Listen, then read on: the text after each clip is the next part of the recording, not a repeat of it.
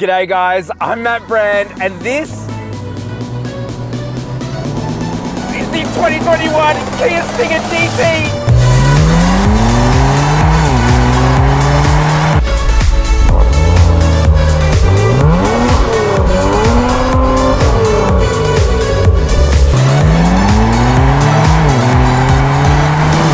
Now, the Kia Stinger GT has recently gone through a facelift and I've got my hands on it. And actually, it brings with it some pretty important new additions. It honestly does everything right. There is almost nothing to fault with the Kia Stinger GT. And yet, people aren't buying it and they're truly missing out on the bargain of a century. And we're going to talk about why people aren't buying it, and you probably should. So let's just get straight into the review. Now, the Kia Stinger starts with the 200S, and that starts at just under 54,000 Australian dollars drive away, and it comes with a pretty good 4-cylinder turbo petrol engine. But that's not the one you want. The one you want is the Kia Stinger GT, which is of course the car I'm driving here today, and the Kia Stinger GT starts at just over 67,000 Australian dollars. And apart from coming with absolutely everything you can think of, it also has a fire-breathing twin-turbo V6 engine. And that engine pumps out 274 kilowatt of power and 510 newton meters of torque. Now, the astute of you will notice that you're getting a whopping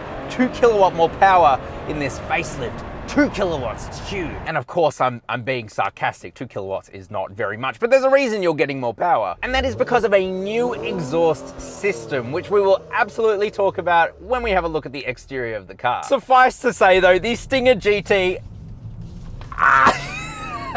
remains just as bonkers as before. Now, as you could Ow, it poked my eye. Ugh, blinded. Now, as you can probably tell, the Kia Stinger is a rear-wheel drive car, though you can get it in all-wheel drive in other markets, but it's not the one you want unless you live in a snowy area. The rear-wheel drive is faster and it's just more fun. But anyway, all the power from the engine is sent through a pretty smooth 8-speed automatic transmission. And when you put that transmission into sport mode, it just punches you forward every gear change. Really hard shifts, which is a lot of fun. And speaking of stupid fun, we might as well do a launch control. The 0 to 100 or 0 to 62 miles an hour.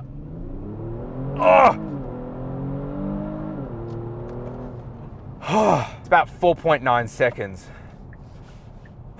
This car's fast. Of course, there is so much more we need to talk about with how it drives, and we will, but for now, I want to talk about how it looks. Excuse me here while I give a bit of that sweet juicy sauce.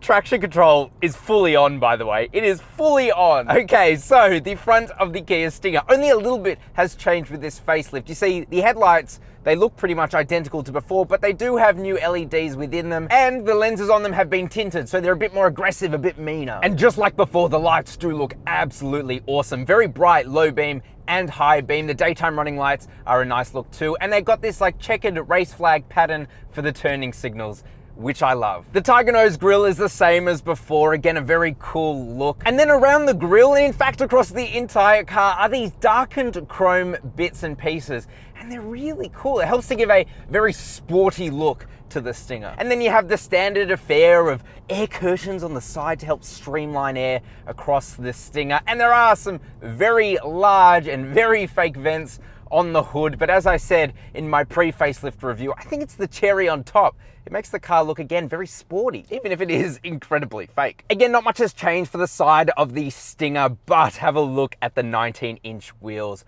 Beautiful. They've got an absolutely gorgeous design to them, and I think they are a big upgrade to the already good-looking wheels on the pre-facelift. Within them, you still get Brembo brakes, red brake calipers. They really contrast well with this silver paint, which I usually don't like silver, but I think this is a good application. And then otherwise, it's the standard coupe affair. It's a Grand Tourer in its design, and funnily enough, it's actually a liftback or hatchback.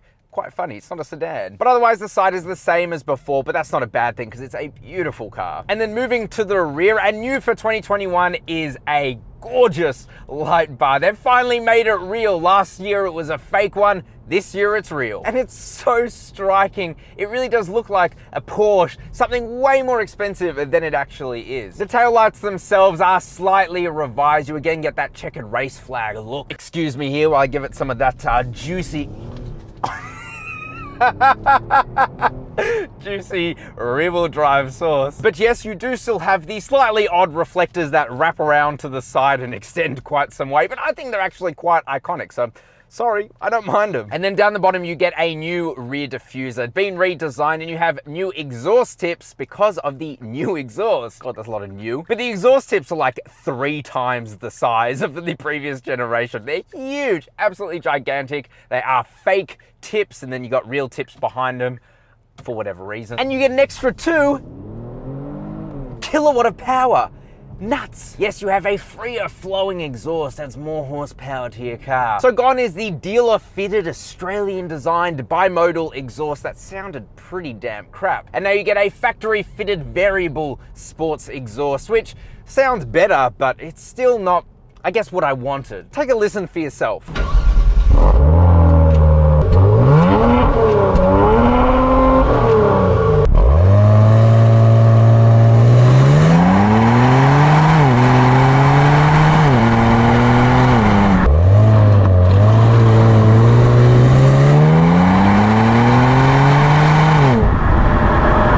Remind yourself that at the end of the day, this is meant to be a Grand Tourer and not an outright stupid sports car, and so you're not going to get the crackles, farts and pops that you might want, or at least I certainly want. But what do you guys think? Do you think they should have done more with the exhaust, made it fart, crackle, pop a bit more? I don't know, I'm a bit conflicted, but I've left my thoughts in the comment section below, and I'd love to know yours too. Now I want to move on to the interior, but before we do, if you haven't already, please definitely do subscribe and hit that notification bell so you can see as soon as I release awesome new car reviews like this every single week. And while you're down there, please do hit that like button. It really, really helps the channel out. Thank you. So the interior, what's new? Well, first of all, let me say this is a beautiful cabin to be in, genuinely. I previously said that I think it's not quite as good as the German counterparts. Scratch that. It is just as good. And in some instances, it's better. So new for 2021 is this leather wrapped door insert, which is just, it's quite over the top with its beautiful stitching, but let me tell you, it's so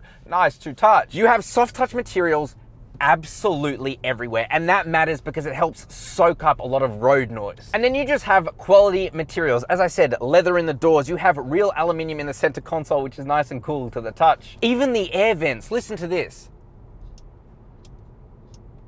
That's me opening and closing the air vent, and it just feels so good to turn around. It is perfectly balanced and dampened.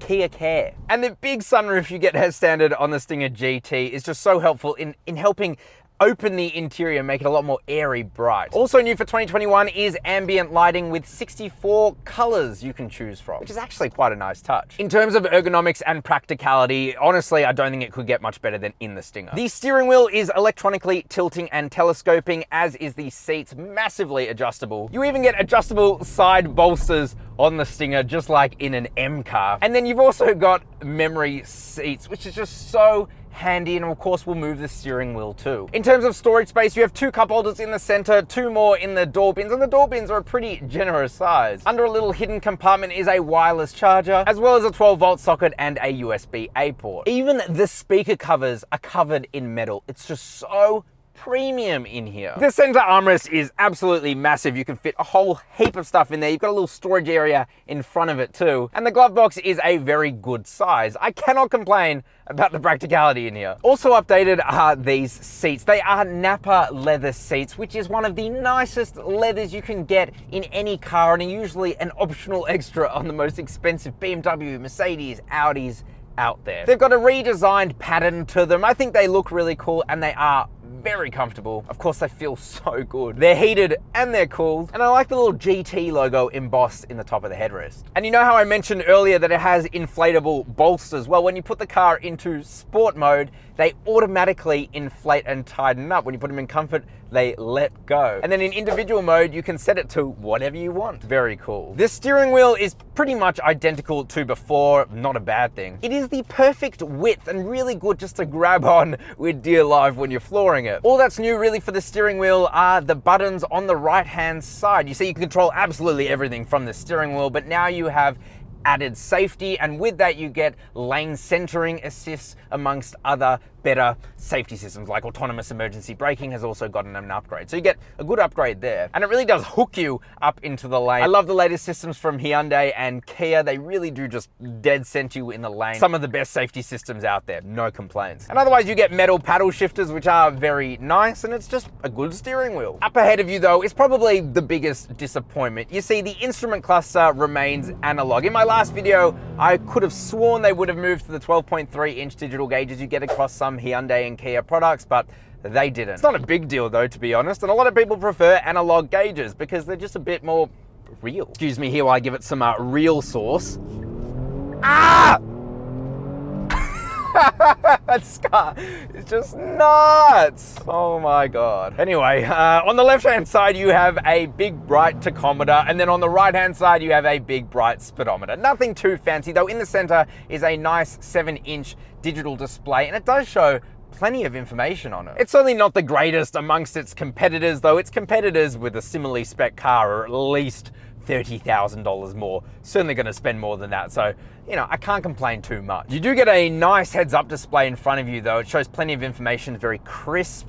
That's good. Although, how could I forget? When you put on the turning signal, it does show a blind spot camera for both the left and right-hand sides of the car. So cool. It's almost redundant because you actually get blind spot monitors in the mirrors, but hey, I won't complain. And probably the biggest change to the interior is this new 10.25-inch infotainment display, and I was right about that. They did put it in, and it's just amazing. Honestly, in my opinion, it's the best system out there because it's just so easy to use. It is as close to a smartphone as you can really get. It is super responsive to the touch. It's very color accurate, very pixel dense. Of course, you have digital radio, navigation, Android Auto, and Apple CarPlay. And the 360 camera you get in the Stinger is very good, except at nighttime, it kind of falls apart then. You can't see very much, but otherwise, it's a pretty good attempt. But yeah, I have zero complaints about this screen. It has elevated the interior so much, and it's just, honestly, perfect. In terms of rear seats, it's the same beautiful Nappa leather as up front. At 5'11", I have plenty of leg room. Toe room is not very good, but headroom is very good. So,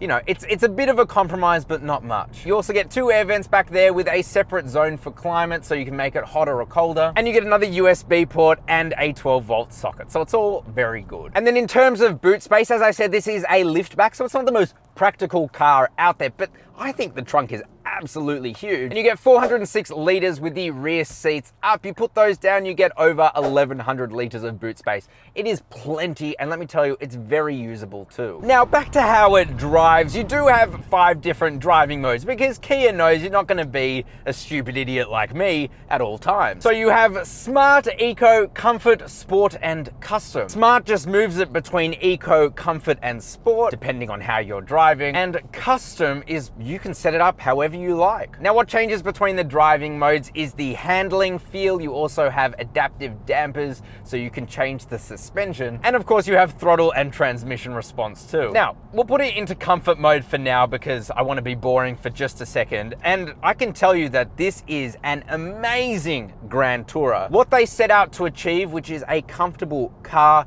they've achieved tenfold. The suspension is just so wafty as you're driving along in comfort mode. You don't feel any bumps, you don't feel much of the road. It's actually quite quiet in here too. They've done a great job in sound deadening, and that helps with the premium materials. Steering too, while on the firmer end for sure, is still very manageable for when you're driving around town, and it's not tiring. Of course, we don't want any of that. We want to put it into sport mode, some of the time anyway, as I feel like a corset is squeezing around me. And this is where the Stinger really shines because it's just so responsive and it's so fast. Now, when you do put it into sport mode, there's no getting around that it is a bit on the firmer side. It's certainly very livable and manageable, and kind of needed too, because this is a 1.8 ton beast, and it helps when you're turning corners a bit silly. It's just so firm and planted. There's no body roll in sport mode. And traction too is aided by the fact you have a mechanical limited slip differential. So when you are turning a corner and you really need to put the power down, you very much can do so. And it's very stable. a car. This car is just so good. I'm genuinely in love with this thing. Make no mistake, the Stinger GT, Stinger GT is an absolutely incredible car that just drives so well. And it is a jack of all trades. If you want to drive it comfortably, you absolutely can. If you want the car to drive itself comfortably, you absolutely can. But if you want to have fun on back roads, if you just want to drive around and be an idiot and hoon around, you are in an incredibly quick, powerful, potent car. Which brings me on to, is it worth it? Yes, it's worth it. And you might be wondering, well, if the car is so great, then why aren't people buying one? Well, there's a couple of reasons. First of all, people have gone SUV mad. All they want is a big SUV, and it's killed the sedans. I mean, this isn't a sedan, it's a liftback, but it's kind of a sedan. And then you have probably the just most stupid part of it, and that is that there is a Kia badge on the front of the Kia Stinger GT. And that is enough to turn away the badge snobs. And trust me, there are a lot. They are within my family, they are within my friendship groups, and I can't stand it. For just over 67,000 Australian dollars drive away, you are getting a car with absolutely everything. From safety, self-driving, interior, drivetrain, 7-year warranty. This car all over the value proposition of the BMW M340i and the Mercedes-Benz C43. It's literally at least 40 or 50 grand less and is absolutely a competitor. This is a dying, this is a dying breed. And honestly, if you don't want one, it's your loss. It is absolutely your loss. But what do you think about the Kia Stinger GT? Am I just talking out of my bum, hyping this car up, or does it deserve it? Let me know in the comment section below. Subscribe, of course, if you haven't, and hit that notification bell. Like the video too, please, because it really helps the video and the channel out. And of course, I will see you next week.